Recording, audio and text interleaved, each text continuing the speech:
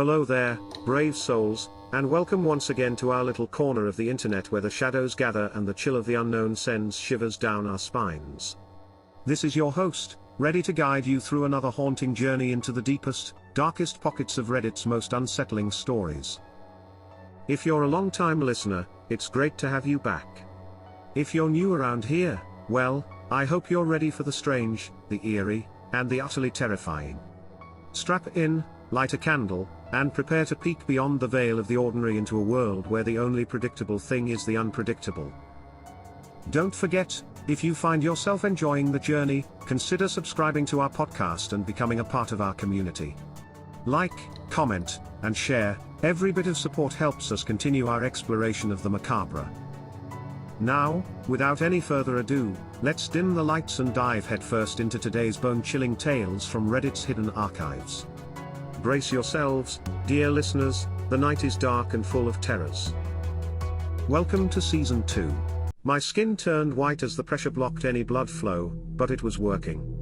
Adrenaline coursed through me as the duct tape slowly split. I began drawing in rapid breaths as it finally snapped, laughing to myself in disbelief that it worked. Then, I quickly undid the other cuff, and then the tape around my ankles. When I stood up, I nearly collapsed to the ground as my weak knees buckled beneath me. I needed to make as little noise as possible, so I slowly stood on my wobbling legs and tiptoed around. I checked the table, but there were no other surgical tools. Fuck. I was free, but I had no defense. I couldn't rush a man with a bone saw. I then considered pretending to still be trapped and catch him by surprise, but it was too risky. Time was ticking and I needed a plan. Then, I looked over at the staircase. It was wooden, one of those that has gaps in between each step. Suddenly, I had a plan. I quickly made my way under the staircase, crouching in the dark. Mere minutes later, he finally opened the door. I raised my hands, my heart pounding in my ears as I attempted to control my breaths. "You know, Cass, you almost got me?" I could tell he realized I was gone. That's when he began running down the steps, right into my trap. When his leg was in arm's reach, I grabbed his ankle, causing him to trip and crash jaw first onto the staircase. I quickly ran out from underneath, and before he could get up, I dropped my foot onto his head, blood spraying across the concrete floor as the step below him snapped in half. I flew past him and up the stairs, nearly tripping over my own 2 feet.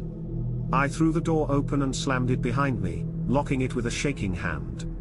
My wide eyes darted around the room. It seemed to be an abandoned house. As I ran around in search for the exit, I entered what appeared to be what was once a kitchen. It was then that I realized who he was talking to and what his plan really was. I glared in horror at the body that laid across a rotting dinner table. It was Leah, or what was going to be her. Rotting severed arms, legs, hands and a head were sewn to a grey torso. Her head and face was everything he had drawn. Her lips, hair, eyes and ears were all sewn and stapled on. The only thing missing was a nose. Then, the terror truly set in. I was the final puzzle piece to this Frankenstein's monster. Suddenly, I jolted as he began banging against the basement door. "Cassie. Please. I need her. I need her," he cried as he gargled on blood and broken teeth. I continued running around the house, soon finding a doorless exit. As I ran out, I found myself in the middle of the woods. I could have been miles upon miles away and I wouldn't even know it. Before he could find a way out of the basement, I began running for my life through the woods. I didn't know where I was going, but I hoped to find a road if I just kept running straight. I stumbled over the rocky terrain as I barely carried myself through the dizzying forest. Eventually I stumbled out onto a road, my skin torn to ribbons from branches and rocks. My heart and lungs were ignited as I collapsed onto the pavement, my breaths slowing. My eyelids grew heavy as I spotted an approaching car in the distance. "Help me? Help me," I mumbled, but in my head my screams were as loud as sirens. As it got closer, they quickly halted to a stop and hopped out of the car. "Are you okay?" the man asked. My lips parted to speak, but nothing could come out. He quickly lifted me up and draped me across the back seats of the car. As I laid, I slipped into unconsciousness. Soon after, I woke up and found myself in a hospital. It didn't take long for the memories to rush back to me, but I stretched a weak smile as I realized I escaped. I won. I wasn't very injured, just malnourished and overexerted, so I was out within a day. The first thing I did was report to the police, and I told them everything about dating him, his obsession with my nose, the diary, Leah, the kidnapping, the house and the body. After searching through the woods, they found everything. He escaped through the woods but only made it far enough to a sleazy motel.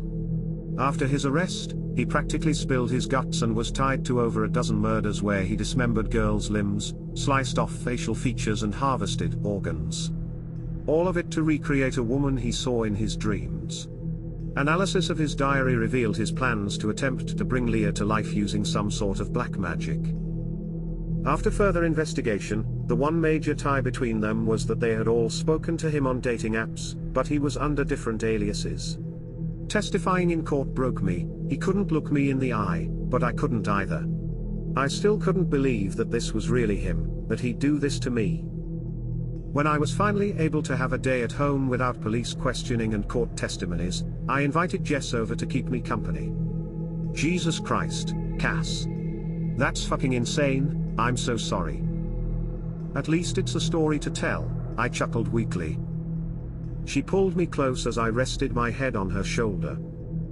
So, any life or death epiphanies come to you? She attempted to lighten the mood. I think I'm gonna get a nose job. Alright, my friends, we've reached the end of yet another eerie journey through the shadows of Reddit's most chilling tales. I sincerely hope you found these stories as riveting and spine-chilling as I did. The world is full of mysteries, isn't it? Remember, if you've enjoyed today's exploration into the unknown, please don't forget to like, comment, and subscribe. Share the podcast with your friends who also love a good scare. It's always more fun to explore the shadows together. A big heartfelt thank you to all of our subscribers, listeners and patrons out there. Your support is invaluable. It keeps the lights on here, and more importantly, keeps us delving into the eerie corners of the internet to bring you the best scary stories out there. If you've encountered any creepy occurrences or have your own chilling stories to share, don't hesitate to reach out to us via subreddit chronicles@gmail.com. We always love hearing from you, and who knows, your story might just feature in one of our future episodes. Until next time, keep your eyes open, your hearts brave, and your lights on. After all, you never know what's lurking in the shadows. This is your host, signing off. Stay safe and keep exploring the unexplored.